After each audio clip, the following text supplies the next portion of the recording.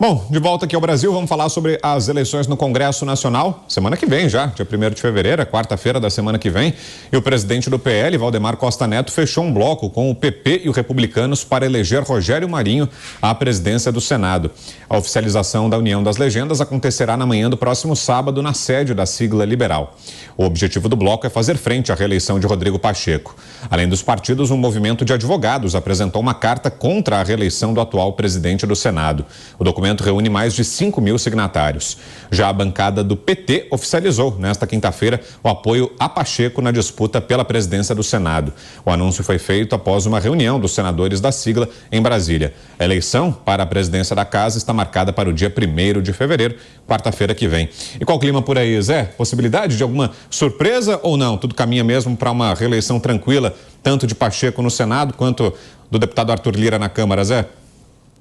A estratégia do grupo do Marinho é jogar o debate para fora do Congresso Nacional, viu? Aí a coisa mudaria. Olha só, o presidente da Câmara, Arthur Lira, ele montou ali um grupo de apoio que já dá a ele a reeleição garantida. Matematicamente já está reeleito, né? E ele negociou com vários partidos políticos, inclusive com o PL, e vai distribuir ali as vagas entre os partidos para a mesa diretora. São 11 integrantes da mesa diretora, mas tem também as comissões permanentes. Comissão de Constituição e Justiça, Comissão Mista de Orçamento, que é o fetiche dos deputados e senadores por aqui, e outras comissões importantes do Congresso Nacional. Então, na Câmara, já está mais ou menos pacificado, com alguns debates sobre quem vai ocupar o quê. No Senado Federal, apesar da vitória de Lula ter sim beneficiado o Rodrigo Pacheco, né? Se houvesse a vitória do Bolsonaro, o cenário seria diferente, mais complicado. Agora, para ele facilita. Então, ele já tem ali um apoio, os 41 votos. Formalmente, a contabilidade que eu vi ali no papel, ele teria 35 votos. Né? Faltariam, portanto, 6 votos e ele informalmente já recebeu esse apoio. Será uma votação secreta, né? Como dizem na política, votação secreta dá uma vontade danada de trair, e isso já aconteceu. Ele tem uma ligeira maioria e houve, inclusive, conselhos no próprio PL, olha, não lance candidatos, inclusive senadores do próprio PL. Porque ao lançar candidatos, não há a negociação e o PL não fica com postos importantes para a oposição a partir de janeiro, a partir de fevereiro, né? A partir ali do mês que vem. Porque presidência da Comissão de Constituição e Justiça, presidência de uma poderosa comissão como de assuntos econômicos, isso ajuda a oposição a trabalhar e é um entrave importante para o governo. E o PL decidiu, então, não negociar e ir em frente. E eu acho que tem que ser assim mesmo, sabe? Negociação tem lá os seus limites. Tá, se perder, como tudo indica, vai perder postos importantes na mesa e nas comissões, mas política é isso mesmo, tem que ir em frente. Se houver qualquer fragilidade ali, pode ser que o Marinho chegue à presidência do Senado Federal. Aí o ambiente será diferente. Já existem várias articulações fora do Congresso Nacional, tentando ali influenciar os senadores nesse voto secreto, viu? Essa é a aposta, né, Coba? Só assim, né? O voto secreto pode ser o fator surpresa, né? Mas eu acho que não tem chance. Na minha opinião, o PL está fazendo esse bloco para marcar território e deixar claro que será oposição. Isso tem muito mais a ver com os efeitos políticos externos do que propriamente com a vontade de participar ali nas decisões importantes no Senado, em comissões, como o Zé falou. Eu acredito que o bloco formado pelo PL, pelo PP e pelo Republicanos não vai passar de 25 votos e o Pacheco, então, encaminha aí a sua reeleição. E aproveita, é claro, essa última semana aí para fortalecer as suas alianças nessa prévia de reeleição à presidência do Senado. Acredito que não vai passar disso. Pacheco provavelmente será novamente presidente do Senado e o PL faz muito bem em marcar o seu território como oposição, porque tem muito mais a ganhar sendo fiel a essa ideologia, a essa situação de se opor ao governo com os seus eleitores, que é um capital político importante formado nas eleições do ano passado, do que participando ali de comissões, mesmo as comissões mais importantes. Pavinato. Olha, por que tem eleição no Estado Democrático de Direito? Porque ninguém é imperador, ninguém é dono, porque Nós elegemos pessoas para administrar a coisa pública que é de todos e não é de ninguém. E que não se aposse dessa coisa. E que faça com que essa coisa pública gere a felicidade, gere paz social, gere harmonia, dê condições de dignidade à população. Portanto, a eleição, quando a reeleição é permitida, ela é um momento de você refletir. Essa pessoa que foi eleita por mim, ela cumpriu o seu papel? Se cumpriu, ela é reeleita. Se não, ela tem que sair. A racionalidade das coisas é essa. Fora disso, é a estupidez. No momento de maior crise e desconfiança institucional desse país no ano passado, no momento mais turbulento da nossa redemocratização, o único personagem da fauna política brasiliense que poderia fazer uma ponte de apaziguar o povo e o poder judiciário era o presidente do Senado, que agora tenta a reeleição. Não teve sucesso. Aliás, nem tentou. Olha-se agora para as leis aprovadas. Elas melhoraram a qualidade de vida da população brasileira? Elas melhoraram a racionalidade do sistema, da vida do brasileiro, dos empresários, do trabalhador? Parece que nada disso aconteceu. Pela lógica, não deveria haver reeleição. Mas parece, e ainda essa questão do voto eletrônico, do voto secreto, porque o Toffoli determinou o voto secreto para esse tipo de eleição. Houve uma eleição aberta no Congresso alguns anos atrás, a eleição foi invalidada e obrigou-se a fazer nova eleição pelo voto secreto. Existe a pressão pelo Marinho, que foi um bom gestor no governo Jair Bolsonaro.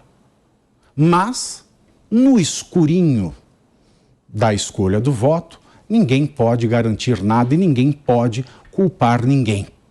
O fato é que nós escolhemos representantes que, ao invés de nos representar, representam somente a si e aos seus, e nós os reelegemos a cada corrida eleitoral. Você, Mota, sua análise sobre esses últimos lances da disputa pela presidência do Senado?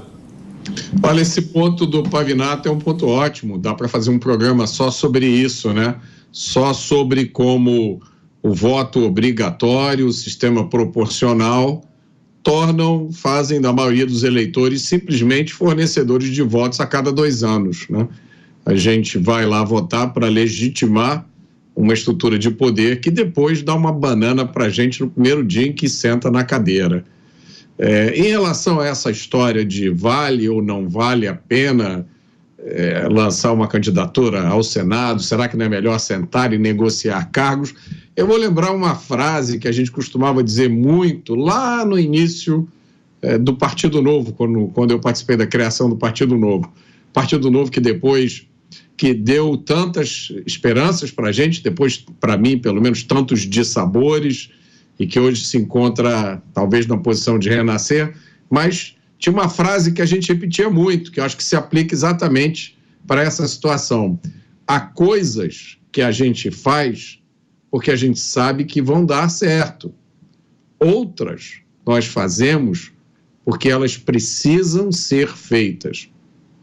Eu acho muito ruim para um eleitor de um país democrático, que se diz republicano, onde vigora o Estado de Direito, ter a sensação de que ele é totalmente esquecido em determinados processos que ocorrem nos círculos do poder, né? Como é, por exemplo, as eleições dos presidentes da Câmara e do Senado. Onde é que entra o eleitor nessa história? Onde é que entram as convicções, os valores que o eleitor expressou quando foi às urnas dar o seu voto? Tá? De que adianta o eleitor se mobilizar? Dezenas de milhões de pessoas no Brasil inteiro cumprirem com o seu chamado dever cívico, que no Brasil é uma obrigação, se as ideias, as aspirações e as necessidades deles nunca são convertidos em projetos, ou são convertidos em projetos que ficam engavetados, porque, como a gente descobriu, os presidentes da Câmara e do Senado têm um poder formidável de definir a agenda do Senado e da Câmara. Então, eu acho que a candidatura do senador Rogério Marinho é uma candidatura muito bem-vinda. Dou os parabéns ao PL, ao PP e aos republicanos por terem formado esse bloco. Acho que essa declaração do presidente do PL de que a intenção é resgatar a independência e o protagonismo do Senado é música para os ouvidos da população, porque a gente achava até pouco tempo que o sistema republicano era composto por 3 poderes, executivo, legislativo e judiciário, e que esses 3 poderes eram independentes, se vigiavam e se controlavam mutuamente. Mas aí, aos pouquinhos, a gente foi vendo que não era bem assim. O eleitor brasileiro hoje não vê seus valores e suas posições políticas sendo devidamente representadas pelo Legislativo. Por isso, parabéns ao PL, ao PP e aos republicanos. E, na minha opinião, de eleitor não tem essa de não vamos fazer isso porque não tem chance nenhuma de dar certo. Foi exatamente isso que eu vi quando começou o movimento pelo impeachment da presidenta.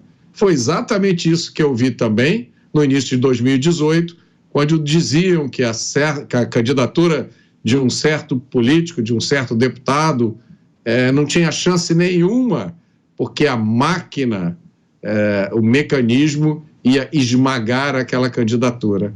E a história, em ambos os casos, se provou completamente diferente. Quer completar, Pavê? Uma coisa, já que o Holocausto foi citado indevidamente, né? Uma ofensa ao povo judeu, eu quero fazer uma homenagem. Paulo Apóstolo, que era judeu e fundou o cristianismo, ele tinha um mestre rabínico, Gamaliel. Gamaliel, por sua vez, era neto de um dos maiores pensadores do judaísmo, Hilel, o ancião. E Hilel, o ancião, ele costumava dizer o seguinte, e por isso eu digo que essa candidatura, com chance ou sem chance de dar certo, ela é boa. A frase de Hilel, o ancião, é a seguinte: se não somos para nós mesmos, quem será por nós? Se não agora, quando? Parabéns pela candidatura.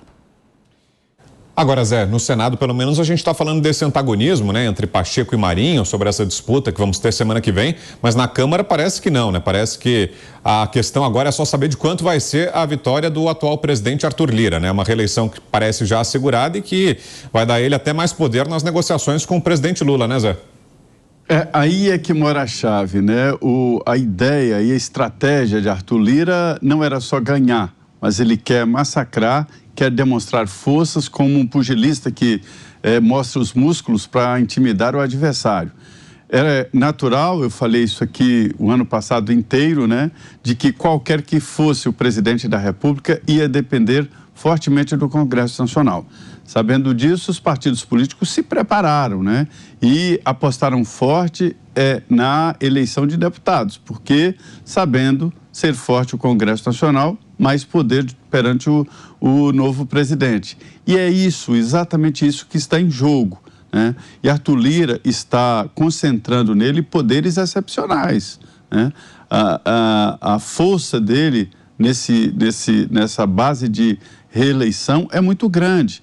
E ali ele vai dominar assuntos importantes. Tá, ele perdeu o orçamento secreto, que estava na mão dele. Todo mundo dizia, é emenda do relator. Não, era emenda do presidente da Câmara e emenda do presidente do Senado. Eles dividiam e indicavam para onde ia o dinheiro. Ele perdeu isso, mas ganhou um poder de pauta muito grande, um poder de pressão muito grande num presidente da República político e que depende do Congresso Nacional. Então é bem isso que você falou. Além da reeleição à presidência da Câmara, Arthur Lira ganha um poder muito grande e vai usar esse cartão de crédito político a partir de fevereiro, um novo momento que será instaurado aqui na República. Já o Senado é isso, a tendência é Rodrigo Pacheco mesmo, acho muito difícil, mas o PL está certo em pelo menos desafiar. Vá que daqui até a quarta-feira aconteça um hecatombe, né? Mas a tendência é Arthur Lira e Rodrigo Pacheco.